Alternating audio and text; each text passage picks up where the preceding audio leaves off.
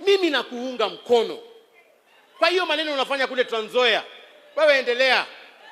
Sababu wewe unasema kwamba nimeona ukisukuma sana ndugu yetu Weta. Huko unasema Weta aende apumzike, si ndio? Anasema ati Weta nini? Tena unasema Mudavadi. So mimi nakuomba Natembeya, hiyo list yako haijajaa. Tuko na mandugu wa Weta na Oparanya pia hao waende nao. Huyu Oparanya na huyu Eugene Wamalwa pia waende na huyu, hao watu wote waende. Haiwezekani bana. Ati mimi nasikia. Niseme nisiseme. Nitoboe nisitoboe. Ati mimi nasikia. Ati 2027.